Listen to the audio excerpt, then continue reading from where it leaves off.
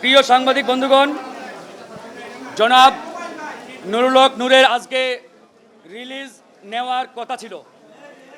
সেই সুবাদে আজকে তিনি গণমাধ্যমের সাথে কথা বলার জন্যই মূলত আজকের এই জরুরি সংবাদ সম্মেলন আমরা আহ্বান করেছিলাম। কিন্তু গতকাল রাতে হঠাৎ করে নতুন কিছু জটিলতা দেখা দেওয়ায় রাতের বেলা তড়িঘড়ি করে বেশ কয়েকটি রিপোর্ট করা হয়েছে। সেই পরীক্ষা নিরীক্ষার পরে তার বেশ কয়েকটি জটিলতা ধরা পড়ায় তাকে আজকে রিলিজ দেওয়া হচ্ছে না। বিধায় আরও বেশ কয়েকদিন জনাব নুরুল হক নূরকে হাসপাতালে থাকতে হচ্ছে। তার যে জটিলতাগুলো ইতিমধ্যে দেখা দিয়েছে তার মধ্যে অন্যতম হচ্ছে তার যে নাসাল বোন ফ্র্যাকচার, এটা আরও কিছুটা জটিল হয়েছে। একই সাথে ম্যাকজিলাতে তার যে ডিসপ্লেসমেন্ট, এই ডিসপ্লেসমেন্টটা বেড়ে যাওয়ায় তার ডান পাশের চোয়ালে এখানে আংশিক অবশ হয়ে আছে। এই কারণে তিনি এখন পর্যন্ত সলিড কোনো খাবার খেতে পারছেন না। একই সাথে ডাক্তাররা এখন পর্যন্ত তাকে লিকুইড খাবারের উপরে রেখেছেন। তো এরকম বেশ কিছু জটিলতা তার দেখা দিয়েছে। তার লিভারে বারবার আঘাতপ্রাপ্ত হওয়ার কারণে লিভারেও তার কিছু জটিলতা দেখা দিয়েছে। তো সামগ্রিক কারণে ডাক্তার মনে করছে যে তাকে আরও বেশ কয়েকদিন হাসপাতালে রাখতে হবে। এই জন্যই মূলত তাকে আসলে আজকে রিলিজ দেওয়া হচ্ছে না। প্রিয় সাংবাদিক বন্ধুগণ, ইতিমধ্যে আপনারা জেনেছেন যে অন্তর্বর্তীকালীন সরকার প্রধান ডক্টর মোহাম্মদ ইউনূস জনাব নুরুল হক নূরকে বিদেশে নেওয়ার একটি কমিটমেন্ট তিনি করেছিলেন এবং জাতির সামনে তিনি প্রকাশ্যে ঘোষণা দিয়েছিলেন যে অতি দ্রুত জনাব নুরুল হক নূরকে যাতে বিদেশে নিয়ে ট্রিটমেন্ট দেওয়া হয়। কিন্তু অত্যন্ত দুঃখের সাথে জানাচ্ছি, সরকার প্রধানের ঘোষণার পরেও তারা জনাব নুরুল হক নূরকে নিয়ে বিদেশে নেওয়ার বিষয়ে তাদের যে সিদ্ধান্ত বা কার্যক্রম, এই কার্যক্রমে আমরা যথেষ্ট গড়িমসি লক্ষ্য করছি। তারা শুরুতে জনাব নুরুল হক নূরকে সিঙ্গাপুরে নেওয়ার কথা বললেও তারা হঠাৎ করে এখন সিঙ্গাপুরের পরিবর্তে অন্যান্য দেশে নেওয়ার নানান কথা বলছে। তার মানে তারা এক এক সময় এক এক কথা বলে।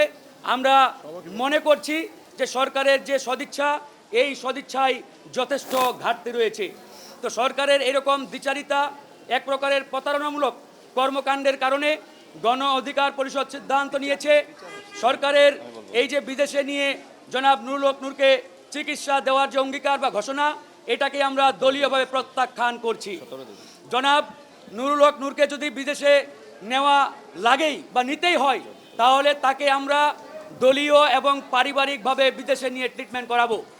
কিন্তু সরকারের অনুকম্পা কিংবা সরকারের ওই দয়া দক্ষিণা নিয়ে জনাব নুরুল হক নূরকে আমরা বিদেশে নিয়ে চিকিৎসা করাবো না। আজকে এই সংবাদ সম্মেলনের মাধ্যমে সরকারের সেই ঘোষণাকে আমরা ঘৃণা ভরে প্রত্যাখ্যান করলাম। একই সাথে ইতিমধ্যে সরকার একটি তদন্ত কমিশন গঠন করেছে। এই তদন্ত কমিশনের কার্যকাল তারা 30 দিন অর্থাৎ 30 কার্য দিবস নির্ধারণ করেছে। এটাও এক প্রকারের প্রতারণামূলক কার্যক্রম ছিল সরকারের পক্ষ থেকে। আপনারা জানেন যে জনাব নুরুল হক নূরকে কারা আক্রমণ করেছে, কারা তার উপরে হামলা চালিয়েছে, সেটা দিনের আলোর মতো পরিষ্কার।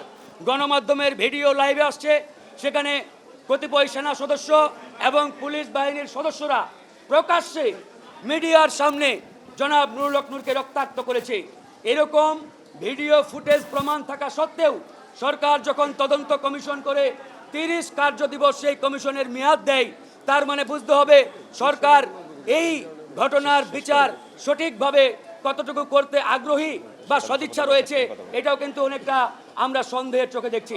তারপরেও যেহেতু কমিশন গঠন করেছে, এই কমিশনের অগ্রগতি কতটুকু সেটি আমরা সরকারের কাছে জানতে চাই। প্রিয় সাংবাদিক বন্ধুগণ, ইতিমধ্যে আপনারা দেখেছেন এই ঘটনা ঘটার প্রায় 15 দিন হয়ে গেল, কিন্তু আজ পর্যন্ত যারা অপরাধী তাদের কারো বিরুদ্ধে এখন পর্যন্ত সরকারের পক্ষ থেকে কোনো অ্যাকশন নেওয়া হয় নাই। এখান থেকে আমাদের এই সন্দেহ ডে বাই ডে আরও বড় পরিসরে দানা বাঁধছে।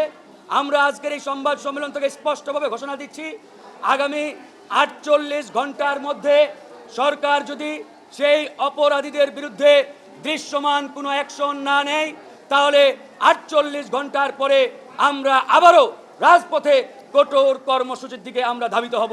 সেই কঠোর কর্মসূচি কী ধরনের হবে সেটা আপনারা আগামী 48 ঘন্টার পরে বুঝতে পারবেন এবং সরকারও টের পাবে। আমরা আবার স্পষ্ট করে বলছি, 48 ঘন্টার মধ্যে অপরাধীরা যদি দৃশ্যমান কোনো অ্যাকশনের আওতায় না আসে, তাহলে 48 ঘন্টার পরে আমাদের কঠোর কর্মসূচিতে আমরা ধাবিত হব। একই সাথে জনাব নুরুল হক নুরু রাজপথে নেমে তার উপরে যে হামলা, এই হামলার বিচারের জন্য যা যা করার তাই করা হবে।